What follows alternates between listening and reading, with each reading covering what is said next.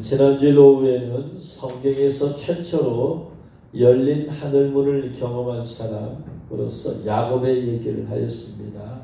성경에 보면 열린 하늘문을 경험한 분들이 여럿이 있습니다.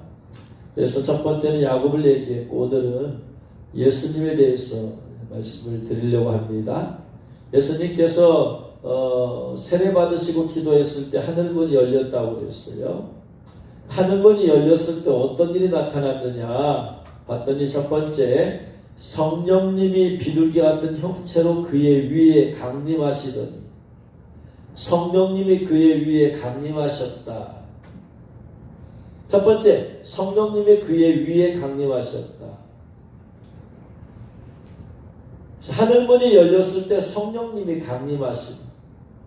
그러면 마가다락방에서 110명의 성도들이 기도했을 때 오순절날 그들 위에 성령이 불의 혀같이 강림했죠.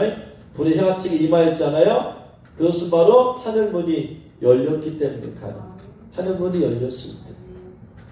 또 사도행전에 보면은 또 베드로가 고넬료에게 집에 가서 말씀을 전할 때 또 그들에게 성령이 임하였다. 그것이 하늘의 문이 열린 거죠.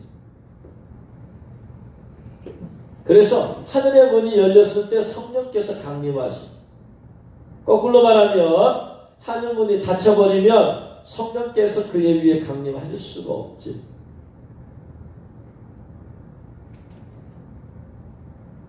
그래서 하늘문이 닫히면 성령의 충만한 기름 부음이 임할 수가 없어요.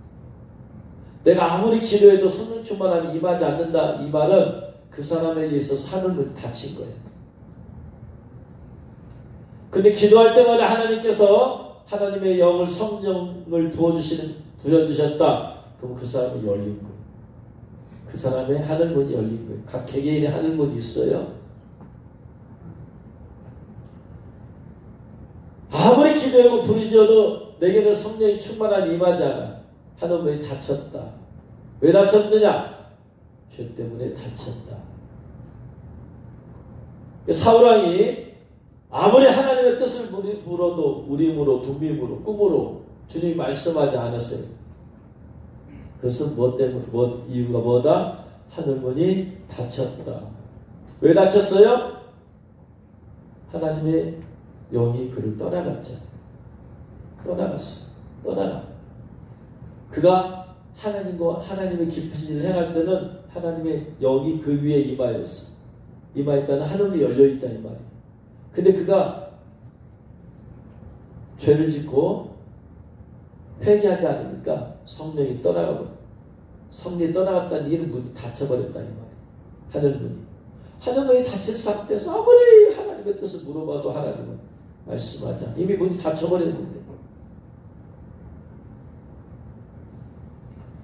아말렉과의 전투에서 하나님께서 싹 다 죽여버리라 했지만은 그는 소와 양의 기름진 것을 자기가 갖고, 하나님께서 승리를 주셨음에도 불구하고 자기를 위한 기념비를 세우고, 그리고 사무엘에 와서 얘기했을 때 회개하는 게 아니라 변명을 하고, 그는 닫힌 하늘문이 열릴 수 있는 기회를 놓쳐버렸죠. 그래서 그렇게 기도하고 부르짖어도 성령의 충만함이 빨리 임하지 않는 이유는 문이 활짝 열려 있어. 통로라는 것도 아주 좁은 통로가 있고 넓은 통로가 있잖아요. 넓은 통로가 있으면 그냥 조금 기도해도 그냥 쑥쑥 부어주시잖아요. 통로가 좁아. 그 말은 많이 기도해도 조금 응답이 된다는 얘기. 문이 닫혀버렸으면 기도해도 응답이 안 된다는 얘기. 내가 기도해도 응답이 안 된다 이 말은 문이 닫혔다. 이상하게 내가 기도해도 응답이 안 되는 것 같아. 이상하게 느껴져.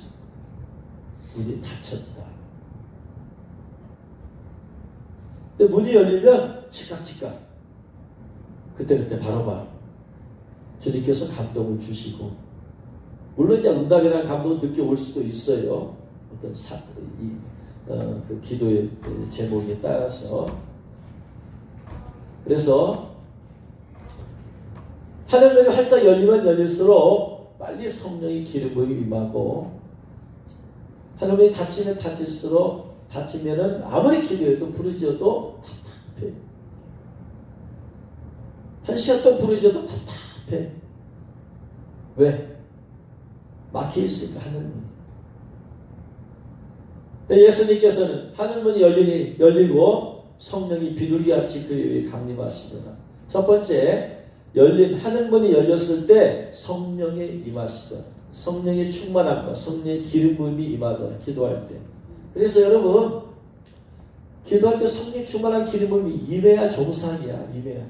왜냐? 요엘 선지자께서 말씀하셨잖아요. 하나님이 내가 말세 내 모든 여종과 남종에게 성령을 부어주리니.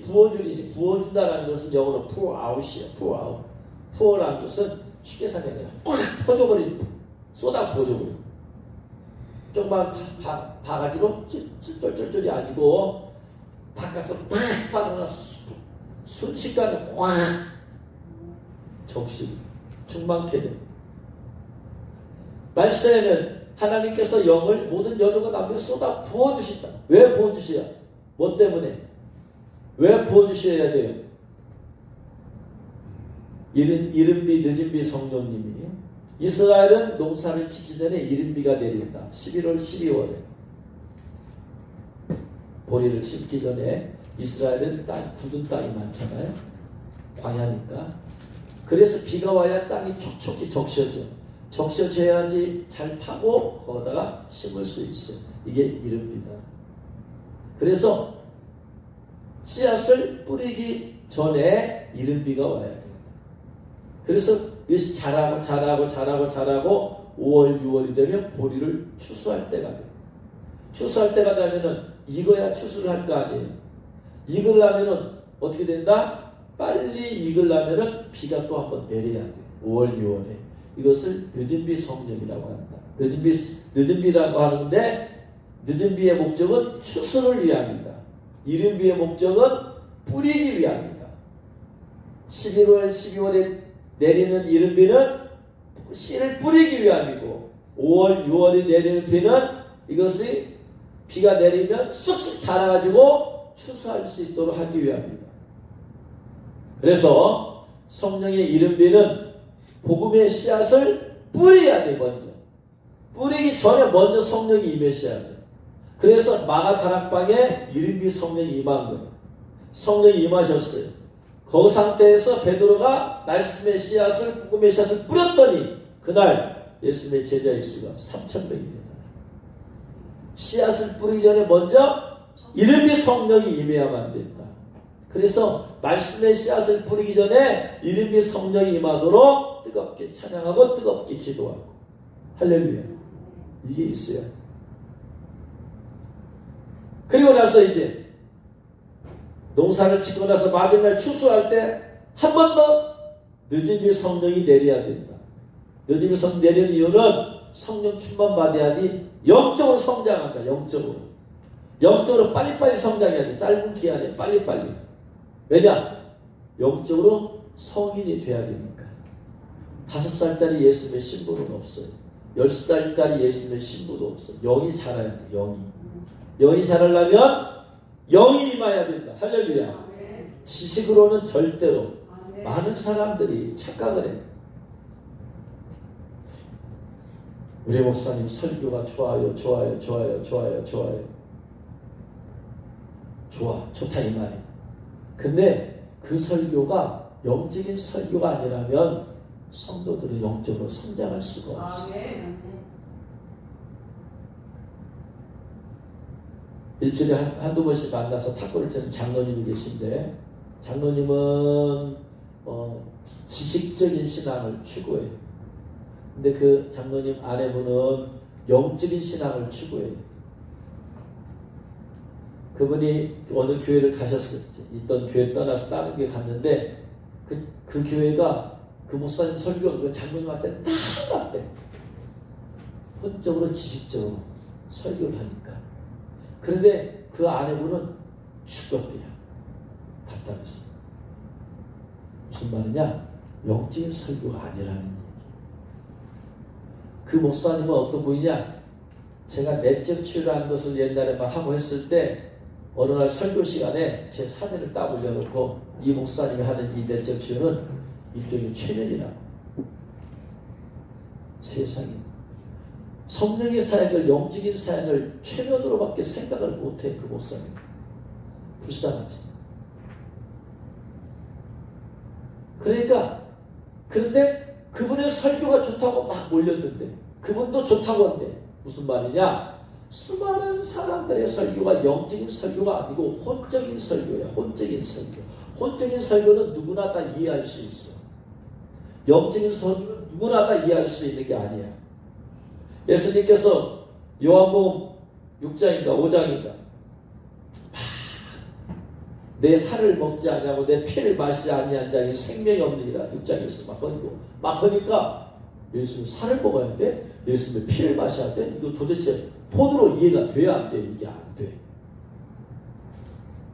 그러니까 뭐냐? 많은 사람이 떠나가. 많은 제자들이 떠나가. 왜? 영적인 설교를 하는데 혼적으로는 이해가 안 되는 거야. 그 영적인 설교는 영으로 해석이 가능하고 영적인 성령의 감동을 받아야지 깨달을 수 있는 거예요. 설교 말씀을 이해하는 게 아니라 깨닫는 거예요. 혼으로는 이해가 돼. 그러나 영은 깨달아야 된다. 할렐루야. 깨달아야 돼요. 깨달아야 돼요. 근데 대부분의 사람들이 혼적인 설교는 이해를 하려고 그래. 이해. 많은 사람이 공부를 해왔잖아요. 오늘날 수많은 사람들이 공부를 해왔기 때문에 공부는 머릿속으로 이해를 한 거예요. 혼적인 설교는 이해를 하는 거예요. 그러나 영적인 설교는 깨달아야 되는 거예요. 방언 통역은 이해가 되는 게 아니라 깨달아져야 되는 거예요. 하나님의 음성, 하나님의 뜻은 이해하는 게 아니라 깨달아져야 되는 거예요. 할렐루야. 그래서 영적인 것을 이해하려고 하지 말라. 깨달아야 된다. 할렐루야. 많은 사람들이 설교가 좋다고 하는 게 과연 혼적인 설교다. 나중에 다 망해요. 망해. 왜?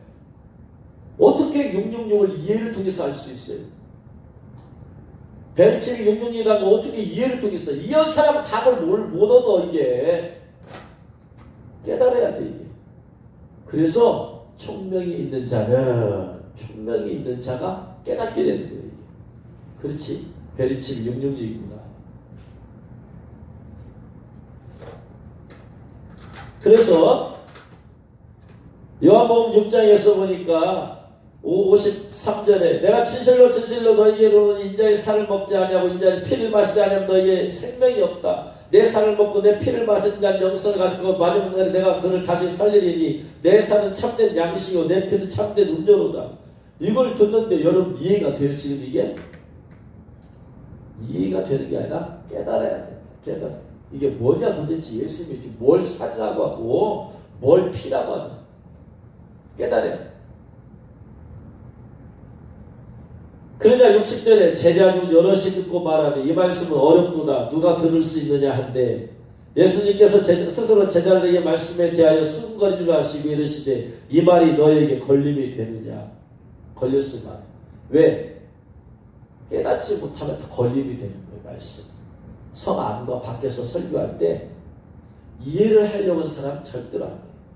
이걸 깨달아야 되는데 깨닫지 못하면 걸림돌이 되어서 그걸 떠나버립니다. 말씀이 걸려서.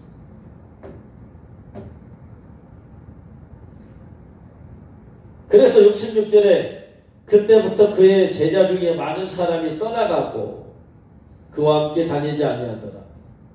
이해를 하려는 사람은 영적인 설교를 깨달아야 되는데 깨닫지 않으면 이해가 안 되니까 깨달아야 이해가 되는 거예요.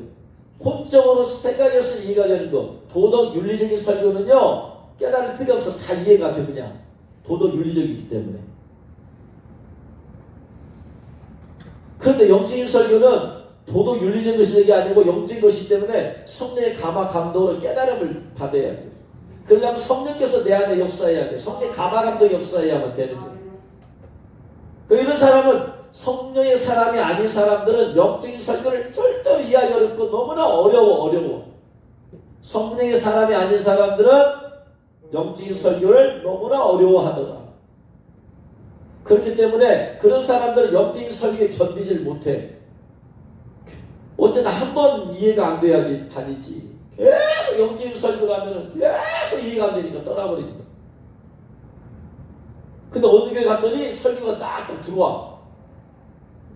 설교가 은혜된다. 이 얘기는 혼적인 설교를 하니까 도덕, 윤리적인, 삶적인 걸 얘기하니까 영적인 깨달음을 주는 설교가 아니고 삶적인 얘기를 하니까 이해가 되는 거예요. 근데 그런 사람들은 영적으로 자라기가 어려워. 왜? 영으로 자라려면 영적인 메시지를 먹어야 돼요. 할렐루야. 혼적인 설교는 혼의 지식을 늘리긴 할 수 있어도 영적으로 성장하기는 못해. 그러니까 예수님께서 67절 12제자에게 이르시되 너희도 가려느냐 그랬더니 시몬 베드로가 대답하여 주여 영생의 말씀을 주께 있사오니 우리가 누구에게로 가오리이까. 전 영생의 말씀입니다. 영적인 말씀입니다.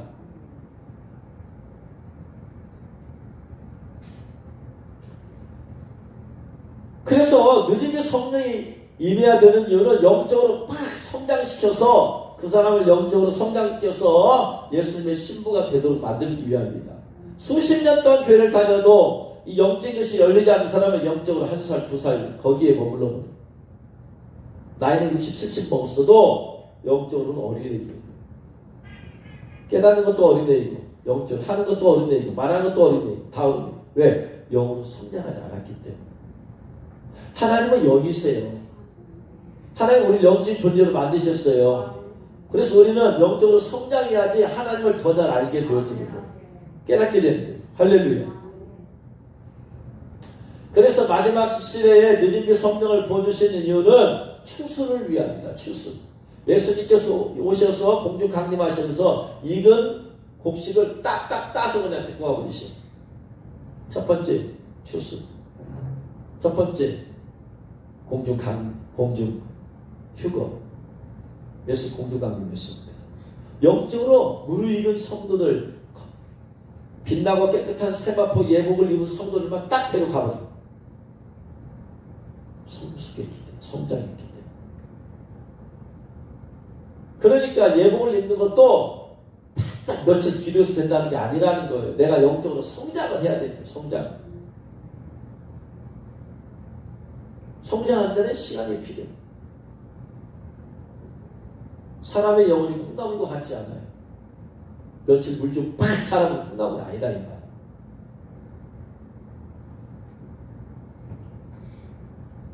그래서 영적으로 성숙해야만 되는데 아무튼 마지막 날에는 주님께서 성령을 부어주시고 부어주시게 되어 있는데 부어주시는데도 내가 못 받는 이유는 뭐냐? 나의 하늘의 문이 닫혀버렸기 때문입니다. 죄 때문에. 항상 하나님과의 관계에서 우리를 막고 있는 것이 뭐다? 죄예요. 죄. 죄 외에는 없어요. 오직 하나 죄예요.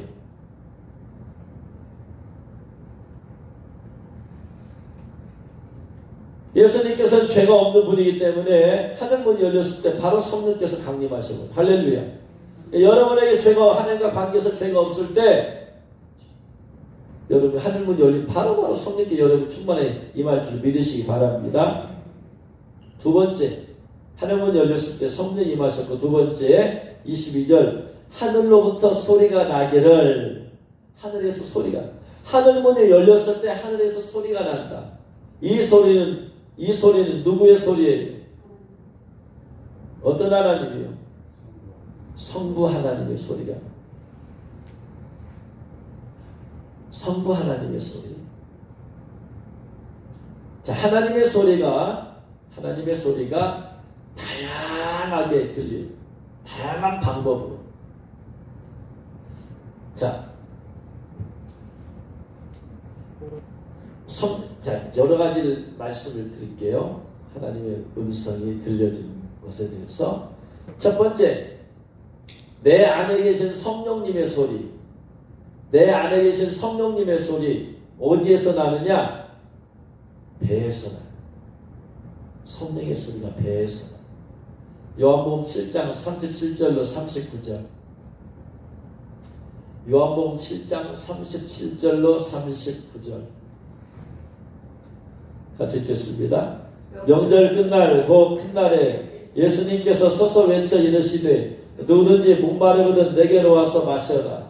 나를 믿는 자는 성경의 이름과 같이 그 배에서 생수의 강이 흘러나오리라 하시니 이는 그를 믿는 자들이 받을 성령을 가리켜 말씀하신 것이라. 성령님이 배에서 생수의 강이 흘러나오는데, 배에서, 여기서 배야, 우리 배. 배에서 생수의 강이 흘러나오리라. 그러므로 성령님이 능력이 저장되는 곳이 어디냐? 배예요, 배에서. 그래서 내 배에서 화살이 폭발하더니 성령 충만에 팍 터져서 온몸을 흘러넘지 않아요. 성령. 우리는 예수님을 영접하면 성령께서 우리 마음에 들어오신다고 했잖아요. 우리 마음이 어디에 있어요, 지금? 위치가 어디야? 마음이 어디에 있어요, 위치가? 의학적으로 보면 마음의 위치가 어디에요? 몰라요. 몰라.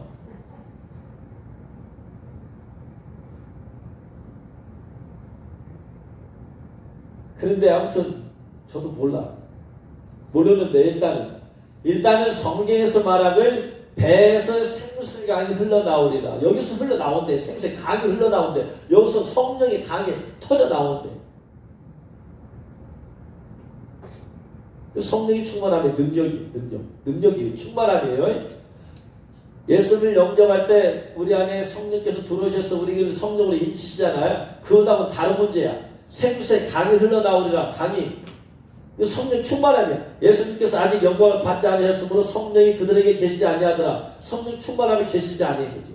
어느 때 계셨느냐? 마가다 120명의 성도들이 기도할 때 오순절날 성령이 충만함 받아서 방언이 터져나왔잖아요. 그때 생수의 강에서 흘러나온 거야, 이게. 그러니까 예수님 영접할 때 내 마음에 성령이 들어와서 나를 성령으로 인치셔서 너는 내 것이라 하는 것하고 성령 충만 받아서 성령 능력이 저장되는 다른 문제예요. 모든 사람이 예수님 이름으로 다 성령 충만 받은 게 아니기 때문에 다른 문제야. 그래서 성령이 인치시는 내 마음에, 성령 내 안에 마음에 계시는데 그분의 성령 충만한 능력이 내 안에 저장이 되는데 저장된 것이 어디냐? 배라고 되어 있어. 성경 배로. 그래서 성령님의 강력한 소리예요. 세미한 소리가 아니고 강력한 소리가 어디서 들리느냐? 내 배에서부터 올라왔다. 제가 예전에 이 책을 읽었어요. 홀크앤소. 한국말로 말하면 횃불과 거미야. 릭 조이너라는 분이 쓴 책인데 횃불과 거미예요. 책의 내용은 이거예요. 저자에게 누군가 저기서 달려와요. 한번 다 와서 보니까 주님이. 그러면서 주님께서 이 사람에게 횃불을 주셔요. 그리고 또 검을 주세요. 이것을 내가 너에게 주었다. 이제 이것은 내 책임이다. 횃불은 성령의 불을 말해. 검은 말씀의 검을 의미해요. 주님께서 이 사람에게 말씀을 주셨고 성령의 불을 주셨어요. 성령의 불을 꺼뜨리냐 안 꺼뜨리냐는 이 사람 책임. 이미 주님은 주셨기 때문에. 주님께서 우리에게 성령 충만의 불을 주셨을 때 그 불을 꺼뜨리냐 안 꺼뜨리냐는 계속 유지하느냐 누구 책임이다? 내 책임이다. 주님께서 우리에게 말씀의 검을 주셨는데 이 말씀의 검을 가지고 마귀와 싸워서 이기하든가 말씀을 검을 주는데 가만히 사용하지 않고 있다가 적에게 패배하든가 내 책임입니다. 그래서 예수님께서 횃불과 검을 주시면서 내가 너에게 줬기 때문에 지금부터 네 책임이다. 난 너에게 줬다 분명히. 네가 잘 관리해라. 할렐루야. 근데 뭐 여러 가지 책은 있지만 이 책을 다 끝까지 다 읽었어요. 영적인 책이에요. 영적인 책을 본으로 이해하려는 사람은 절대로 이게 은혜가 되지 않아. 근데 또 영적인 것은 다 영적이라고 이해가 되는 것도 아니야. 왜냐? 영적인로 어릴수록 이해되는 게 적어. 영적으로 성장할수록 이해되는 게 많아. 영적인 책이기 때문에. 저도 그때 읽었을 때 다 이해가 되는 게 아니야. 대충 그런 내용이 이해가 되는 거지. 막 따로 팔상도 나오고 하는데 그건 뭔 말인지 모르겠고 이해가 안 되고 제 수준에서 이해되는 건 아무튼 그 내용이에요. 줬다라는 거. 횃불과 금을 줬어요. 네 책임이다 이제. 잘 관리해라. 그렇구나. 하나님이 나에게 성령 충만함을 주셨을 때 성령 충만함은 내 책임이다. 내가 잘 관리해야 된다. 성령 충만을 한번 주셨는데 내가 기도를 쉬어버리면 성령의 불을 꺼져버려. 그럼 내 책임이야. 뭐 성령을 꺼뜨린 거 회개해야 돼. 그럼 다시 받아야 돼. 하나님께서 말씀을 검을 주셨는데 이 말씀의 검을 하나도 사용하지 않아. 영적 전투에서. 그러면 내 책임이야. 말씀의 검으로 싸워 이기는. 이 책을 읽고 책을 딱 덮었어요. 딱 덮었을 때 내 배에서 우레와 같은 음성이 들렸어요. 여기서 들렸어요. 여기서부터 올라왔어 소리가. 횃불과 검! 우레와 같은 음성이 들렸어요. 내 안에 든 성령께서 배에서 생수강이 흘러나가던 그 성령, 그 말씀들 배에서 수많은 음성을 들었지만 배에서 우레와 같은 음성을 들은 것은 처음이었어. 그 이후에도 없었어. 이 책을 읽고 났을 때 횃불과 검. 무슨 말이야?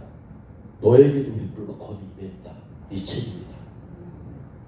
이 저자에게만 말씀 주신 주님이 저자에게만 준 게 아니라 책을 딱 읽고 있을 때 깨닫게 하시고 나서 횃불과 검 너에게 주었으니까 네 책임이니까 잘 관리해라. 배에서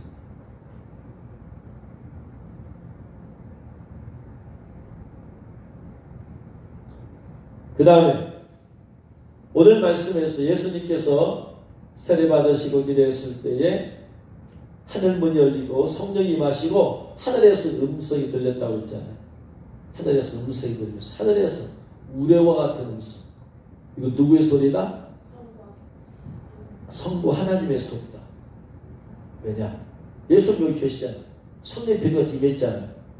그 다음에 예수님에게 하시는 말씀이 너는 내 사랑 아들이다. 아들이라고 할 수 있는 분 누구밖에 없어요. 하나님밖에 안 계셔. 이 소리는 하늘에서 들리는 우레 같은 소리는 성부 하나님의 소리야. 성부 하나님께서 말씀할 때 우레와 같은 소리가. 그래서 제가 몇 번 말씀드렸죠. 자살을 결심하고 유서 써놓고 죽으려고 딱 마지막 예배 드리고 집에 왔을 때 하늘에서 우레와 같은 음성이 들렸다. 아들아 왜 죽으려고 하느냐. 우레와 같은 음성. 하나님 아버지 보좌에서 앉아 계신 하나님 아버지의 음성은 우레와 같은 음성. 왕이 왕좌에 앉아가지고 표현을 할 때 우레와 같은 음성. 여봐라 이런 음성.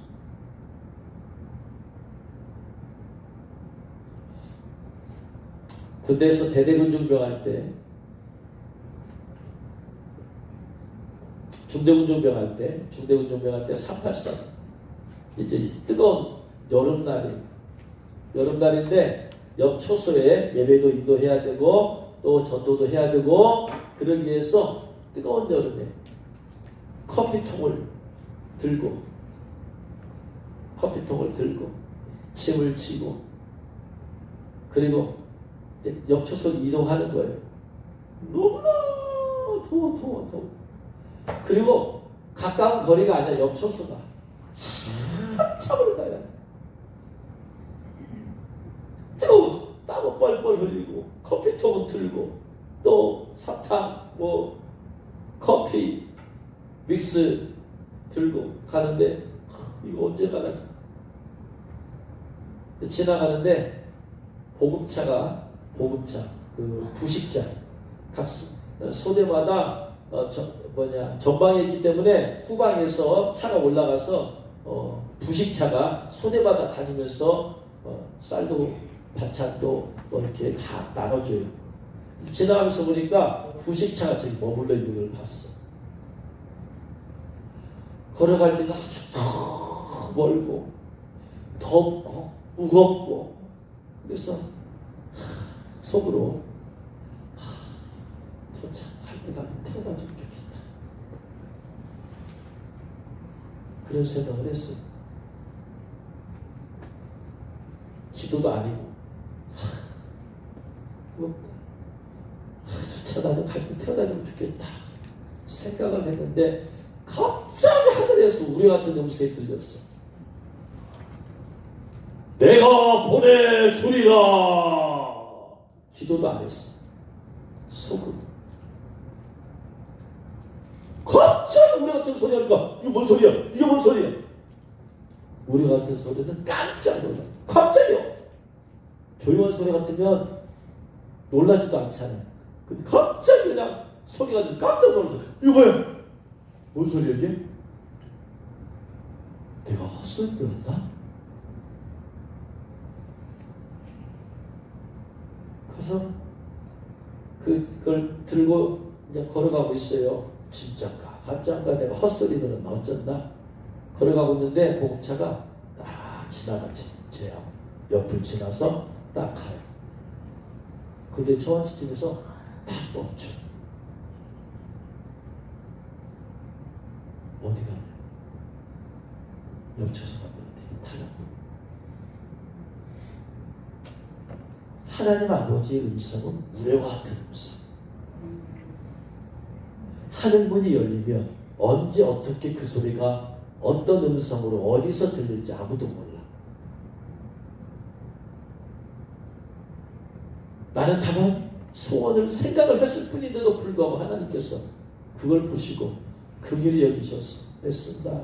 날씨도 뜨겁고 뜨거운 여름철에 그 무거운 거 그 옆초소 가서 예배 한번 드리고 가서 전도하려고 애쓴다.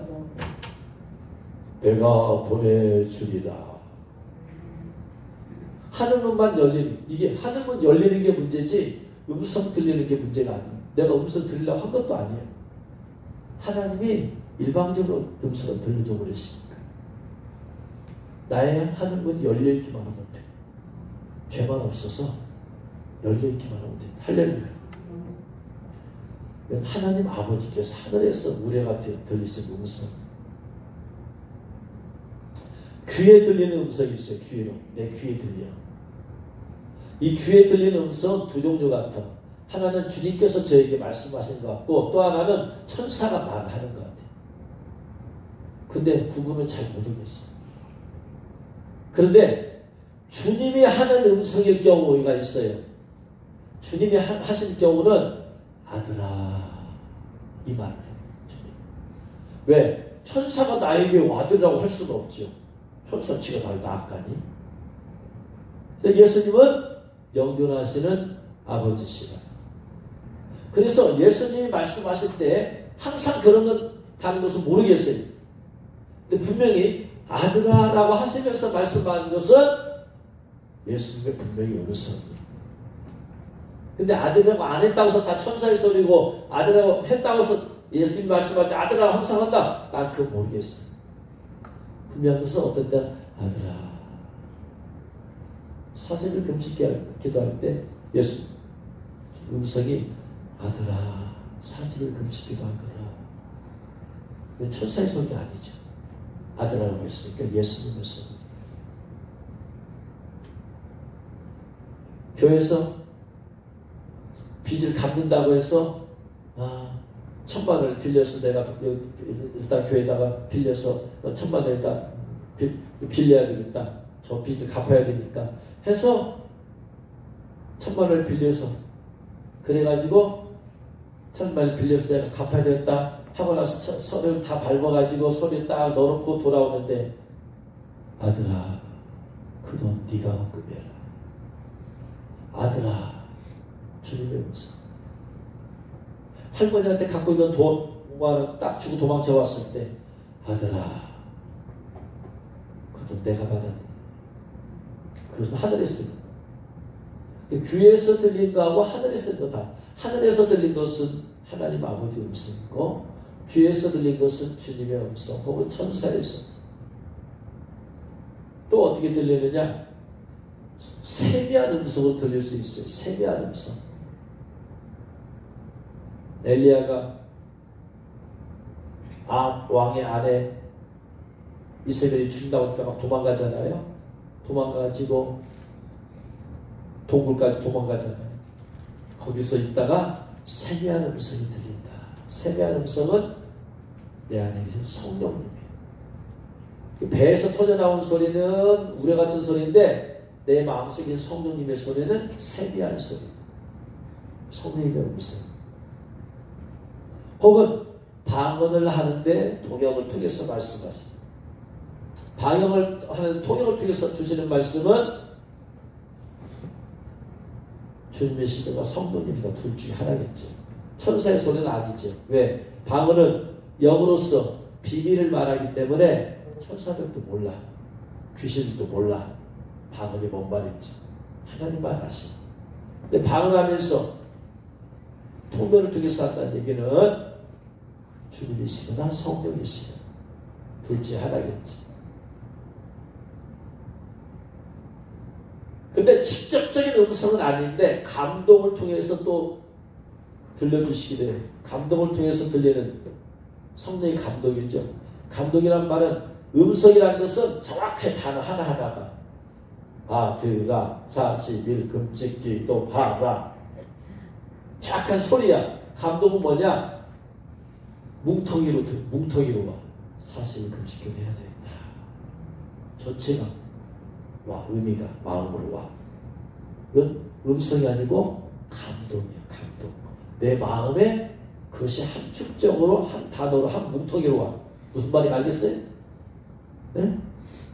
아들아 기도해라. 이건 음성이야. 근데 기도해야 된다. 한 뭉텅이로 와. 이건 성령의 감동이에요. 성령의 감동 단계를 넘어야지 소리가 들려. 그래서 감동을 잘 받게 되어지면 이것이 나중에 성령의 하나님의 주님의 천사의 소리로 발전되어집니다. 그래서 하나님의 음성이 이렇게 다양한 방법으로 들려지게 되어집니다.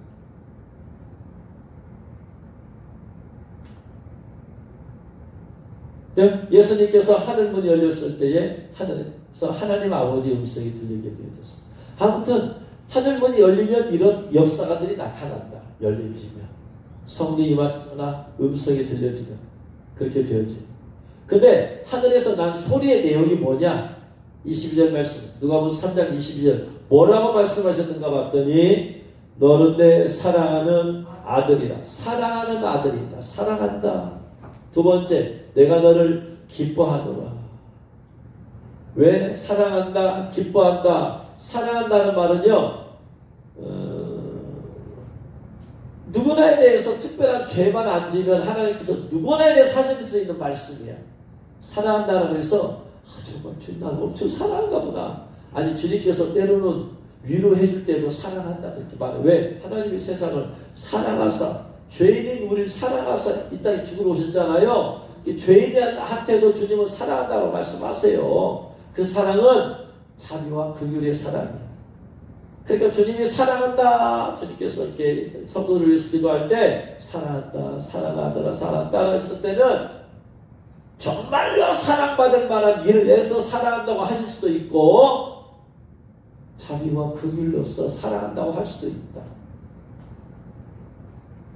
그래서 그 다음에 이 사람에게 정말 그 사랑이 필요하면 사랑한다라고 말할 수도 있어요.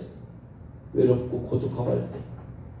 그러니까 사랑한다는 말은 크게 막 큰 의미를 안 둬도 돼. 그냥 누구에게나 할 수 있는 말씀이다. 그런데 누구에게나 할 수 있는 말이 아닌 것이 내가 너를 기뻐하노라. 이건 누구에게나 할 수 있는 말이 아니야. 하나님께서 위로해 주기 위해서 기뻐하는 절대 그러지 않아요. 기뻐한다라는 말은 어느 상황에서나 쓰일 수 있는 말일까요? 어느 상황에서? 하나님이 기뻐하신 일을 행했을 때만 기뻐한다는 말씀을 해주세요.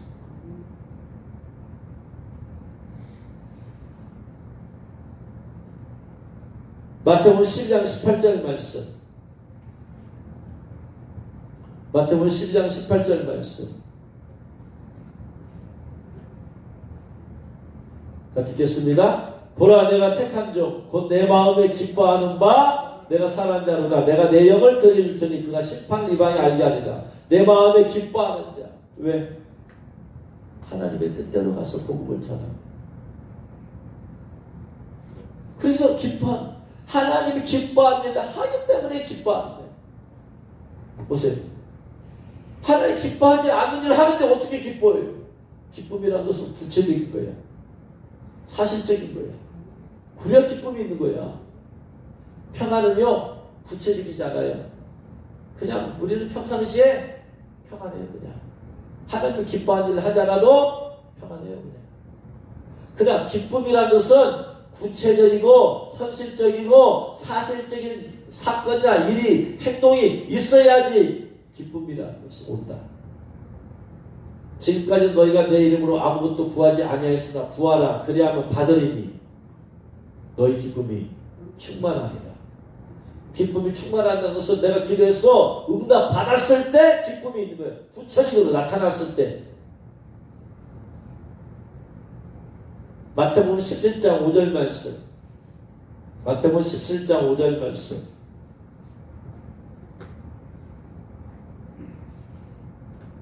말할 때 호련히 빛난 구름이 그들을 덮으며 구름 속에서 소리가 나서 이르되 사랑 아들이여 내 기뻐하는 자니 내 기뻐하는 자니.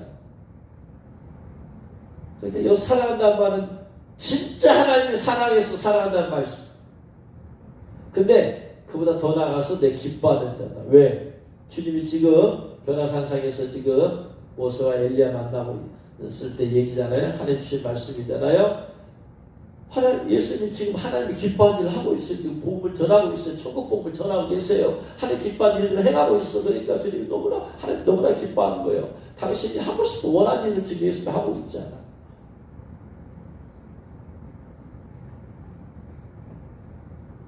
승리했을 때 하나님의 기쁨이죠. 누가복음 10장 21절에 그때 예수님께서 성령을 기뻐하며 이르시되 70인 전도대가 전도 나가서 돌아와가지고 예수님의 기도 떠나가고 그랬습니다. 막 승리하면서 돌아와서 한 얘기를 보고 예수님이 성령을 기뻐했어. 예수님이 기뻐하는 일 그들 하고 왔어. 기뻐. 요한복음 8장 29절. 요한복음 8장 29절 같이 읽겠습니다. 나를 보내신 이가 나와 함께 하시도다. 내가 항상 그의 기뻐하신 일을 행함으로 항상 그의 기뻐하신 일을 하나님 기뻐하는 일을 행하기 때문에 하나님이 기뻐하십니다.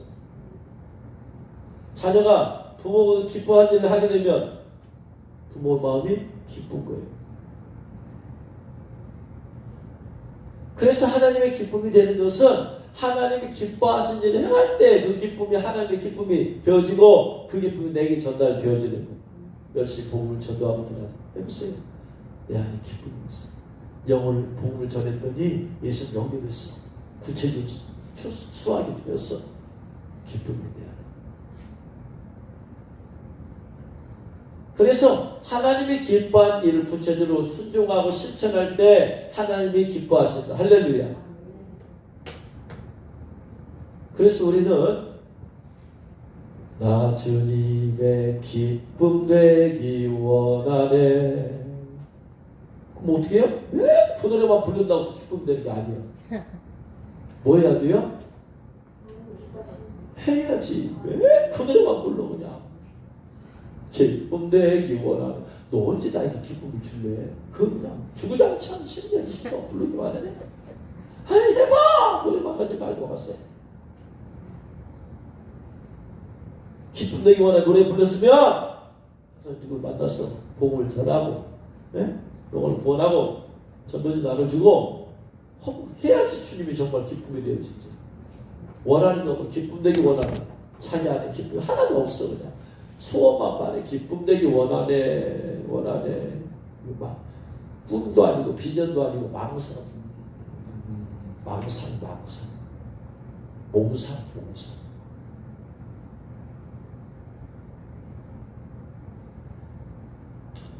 그래서 여러분 우리가 하나님을 기뻐하신 일을 구체적으로 행함을 통해서 하나님의 기쁨이 되기를 주의 이름으로 축원합니다. 어떻게 할 때 근데 하늘문 열렸느냐? 21절 말씀 봤더니 백성이 어떻게 하면 하늘문이 열 수 있느냐? 백성이 다 세례받으세요. 예수님도 세례받으시고 기도하실 때 하늘이 열렸다. 예수님도요. 기도했더니 하늘이 열려. 할렐루야. 하늘은 언제 열린다? 기도할 때 열린다. 기도하는 사람이 열려. 근데 예수님은 기도만 해도 하늘이 열려. 죄가 없으니까. 죄가 없기 때문에 기도만 하면 하늘이 열려. 근데 일반 성도들은 그냥 기도한다고 하늘문 열리는 게 아니다. 회개하면서 기도해야 된다.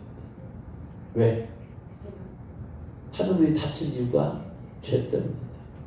역대하 7장 13, 14절 내가 하늘을 닫아버리고 비를 내리지 아니하거나 메뚜기들에게 토산을 먹게 하거나 전염병이 내 백성까지 유행할 때 닫아버렸어. 왜 닫았느냐? 내 이름으로 일컫는 내 백성이 그들의 악한 길에서 떠나 스스로 낮추고 기도하여 내 얼굴을 찾으면 내가 하늘에서 듣고 그들의 죄를 사하고. 왜 하늘문이 닫혔어요? 죄 때문에. 그래서 닫힌 하늘문을 여는 방법은 악한 길에서 떠나라. 악한 길 떠나야 돼. 하나님 잘못했습니다. 그거 갖고 안 돼. 떠나는 행동이 있어요. 할렐루야. 두 번째, 스스로 낮추고 겸비해라. 세 번째, 하나님의 얼굴을 찾아라. 죄를 지면 저 사람이 아주 죄를 지면 쳐다보기도 싫어. 고개를 돌려버리고. 인간이 죄를 짓고 회개하면 하나님 고개를 돌려버리시고.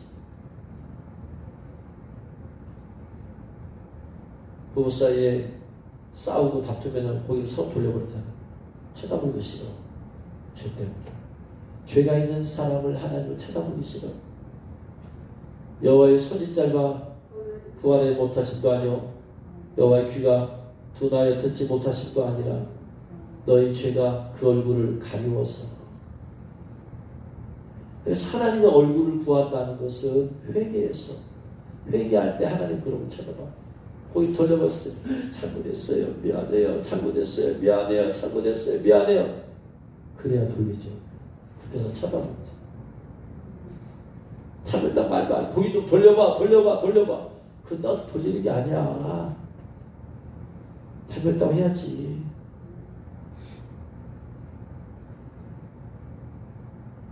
그래서 하나님의 얼굴을 구하는, 하나님의 손을 구하는 것은 하나님의 능력을 구하는 것이다.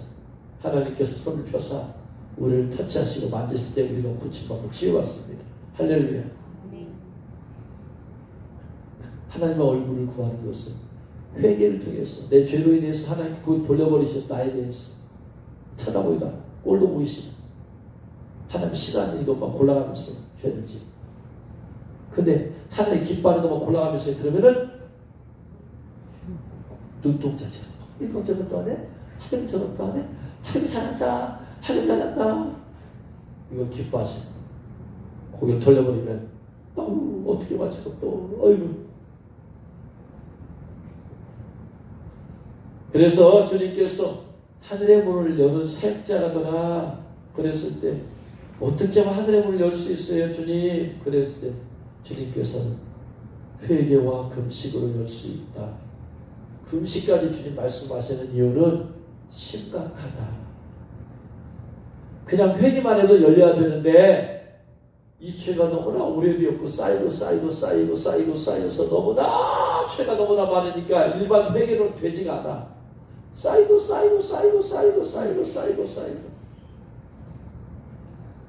그러니까 뭐예요? 금식 외에는 이 죄의 문제를 해결할 방법이 없어. 심각한. 조금 막힌 사람은 회개만 해도 뚫려. 죄가 없는 사람은 그냥 기도해만 그냥 바로바로 하늘문에 열린 하늘문을 통해 성령이 강림하시고 응답이 되어지고 하는데 조금 죄가 있는 사람은 회개하면 뚫려. 근데 죄가 쌓인 사람은 그냥 회개하고 안 돼. 여러분 회개도 하나님이 안 열린 사람은 금식이야. 금식이야. 금식은 비상수가 아니에요. 비상결단. 위기가 왔을 때 위기가 위기가 왔을 때는 그냥 기도하면 안 돼. 여러분, 삶 가운데 우리의 위기가 와. 그때는 금식해야 돼. 죽으면 죽으리라. 이 문제 해결하여 주옵소서. 할렐루야. 그래서 그냥 몇 번 기도 응답이 안 된다. 이거 금식 들어가야 돼. 근데 우리의 육은, 우리의 자아는 금식을 싫어해. 금식을 않고는 방법이 없을까? 3일 동안 할 걸, 3일 동안, 일주일 동안 아침 금식할 걸 하루 금식해. 더 해고. 집중해서. 그래서 금식은 긴급한 응답을 가져오게 만들어요. 그래서 여러분, 우리의 삶 가운데 긴급한 문제가 있을 때는 여러분 회개하면서 금식하면서 기도될 줄로 믿습니다. 내 영적인 문제가 좀 심각하다. 회개하면서 금식해야 돼. 금식 아니면 해결할 방법이 없어. 평상시에 기도하던 사람이 좀 문제 생기면 그때는 기도만 하면 돼.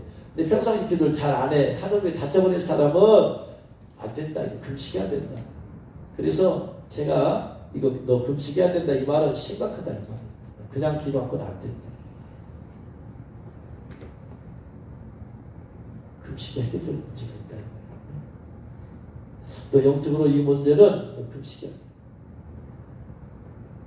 집중해서 빨리 문제 뚫으라 이 말. 그런 상태로 살지 말아라. 영적 막힌 상태에서 맨날 가봤자 살아도 사는 것이 아니에요. 살았으나 죽으자.